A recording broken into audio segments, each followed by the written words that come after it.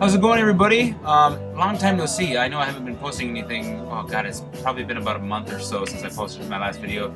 In that last video, I just wanted to get some things off my chest, and I feel really good for doing it.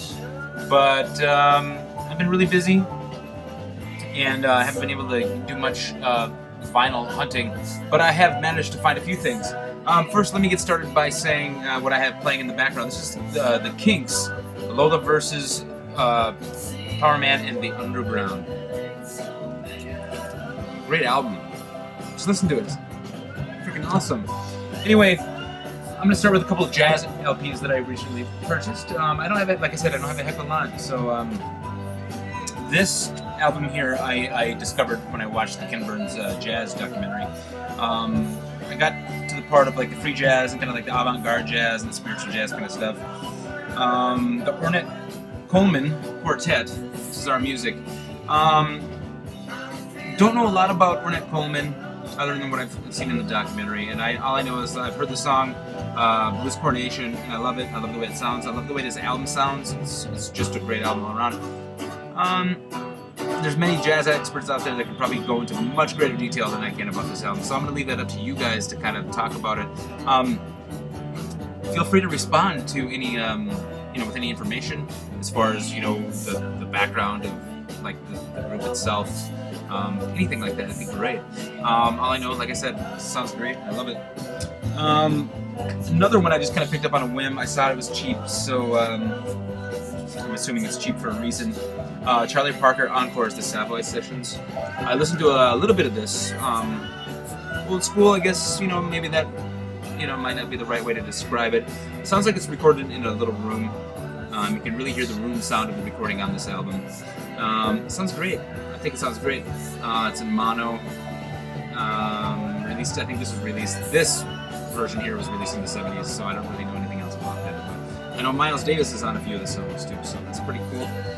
I've seen a lot of people in the BC show albums by this artist. I'm a big fan of his son. I know Tony has a lot of his records. This is Tim Buckley. Greetings from LA. Don't know a lot about it. I picked it up. It was cheap enough. This is original. This is a import. It's got the postcard still intact too. I didn't know this was removable. There is a reissue I could have picked up probably for like $2 more, but I thought this is in really great shape. I'd rather have the original in my collection. I kind of have a thing about originals. But if the reissues, at a good price and decent quality, I would pick that up. But a couple bucks, what the heck. This one I kind of bought just to kind of round off my Iron and Wine collection. I have most of Sam Beam's records, but this one kind of eluded me. I know there's one song in here that most of you have probably heard, which is Boy with a Coin. There's also another song called Flightless Bird, American Mouth. This is Iron Wine's The Shepherd's Dog. It's a good album. It's a little different than some of his earlier stuff, and quite a bit different than his latest album, Kiss Each Other Clean. But again, it's a great listen. Some good tunes on this album. Kind of a bigger production than his earlier stuff. Clean recording. Just different, little more studio experimentation, stuff like that.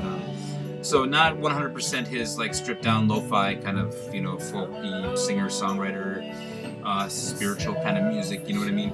But check it out, it's definitely worth listening to.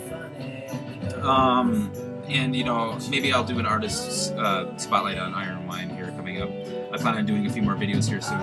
I know that's weird, it's been a long time since I've said that, but I've been busy. This record, I bought, I've listened to Elvis since I was a little kid, since I was tiny. And a lot of people have this record. I just didn't really pay much attention to it because I have some compilations and just gigabytes worth of Elvis Presley music. But this is Elvis Presley's first album. Elvis Presley, RCA. Obviously not an original. If it was an original, it'd be quite expensive. But let me read you some of the songs, like Blue Suede Shoes, I'm Counting on You, I Got a Woman, One-Sided Love Affair, I Love You Because, Just Because, Tutti Frutti, Trying to Get to You, which is a great song. If you're an Elvis fan, you know what I'm talking about.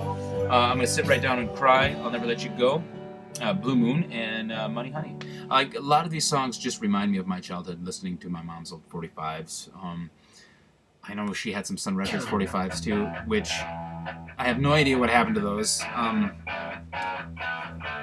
think she had a Sun Records 78 of Elvis. I know a lot of we moved once when I was a little kid, so I think possibly they could have got damaged in the move. But anyway, Elvis's first album.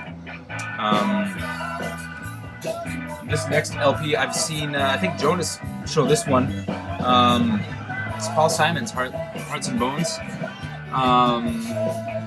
When I saw Paul Simon play with Bob Dylan, probably back in, they went on tour together. It was probably back in like 97, 98. I can't quite remember off the top of my head. If you see up there, that's a poster from the show. Paul Simon's side is exposed, but it's like, two trains coming down. There's Paul Simon and Bob Dylan. It was a great show. Anyway, I remember the song Hearts and Bones from the concert, because it was the first time I ever saw Paul Simon play. The only time I ever saw Paul Simon play in concert. But Hearts and Bones really stuck out to me from the song. It was a beautiful summer night, and the sun was just going down. And that song Hearts and Bones, he was playing with the band. It's an amazing, amazing band full of amazing musicians. So I was like, screw it, I'm buying this record. I think I paid $5 for it. Probably a little bit more than what I should have, but just to have it, it's in great shape. And this next one here, it's not a vinyl record, and I apologize for that because we are the BC. But I don't think up to this point, and I'm not sure about this new release. Her music has never been pressed on vinyl. I haven't really done any research to verify that as of yet. Recently, I know just probably 6 months ago, there was nothing. And anyway, this is Gillian Welch, The Harrow and the Harvest. It's taken me a little bit to kind of sink into this one. It's awesome, don't get me wrong. It's just different, I guess.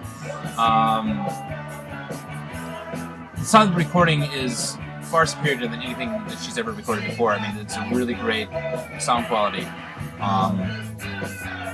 Don't get me wrong. But it seems a little darker. I sense a little bit of tension on this album. It's a little different. There's some kind of dark tunes. Like she has been known to do some kind of like darker tunes.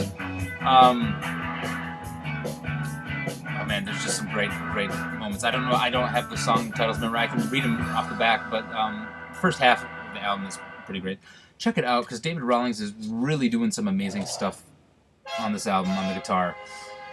David Rawlings is an absolute boss on the guitar, and that's why I love listening to this music so much. And not just because they're great songs, but the talented David Rawlings is playing with the talented Gillian Welch, and it's just absolutely mind-blowing. So check it out. What else has been happening? I've been watching your videos. I have some free time right now to kind of catch up on some things. Man, they got this whole crate of records here with most of my past recent finds within the past maybe month or two. Like here's the bit. I haven't even cleaned this one yet. You know what I mean? I haven't even listened to it yet, but I'm getting to them.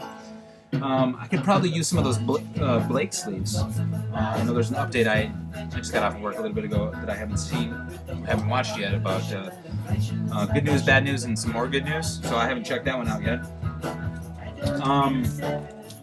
Yeah, and I'm just kind of going through some of these. I got a whole crate, probably about like 75 records I haven't played yet. So I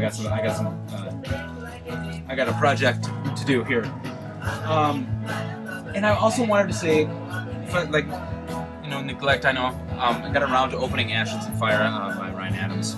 And even if you're not a Ryan Adams fan, I just want you to, I hope he puts more music out on his Paxam label, because the quality of the pressings and the packaging is just immaculate. So I just want to recommend this album again. It's the best work he's done in years. And, even kind of like Fairweather Ryan Adams fans would enjoy this record. So, thanks for watching. Miss you guys. And I have a question for you guys. What has happened to Long Lost LP Man? I haven't seen him around lately, and I haven't seen Conrad, DV Dude, for a long time. So if anybody knows, I know a couple of people have kind of disappeared. I know probably think I've disappeared, but I'm here. I'm lingering in the background. I'm friends with some of you guys on Facebook too, so you kind of know what's happening in my life, which is positive, you know. Anyway, love you guys, miss you guys. Contact me. Let me know about those jazz records and stuff like that. And it's great to see you guys again. I'm gonna try to get to more of this when I have a chance here. So just forgive me. Miss you guys.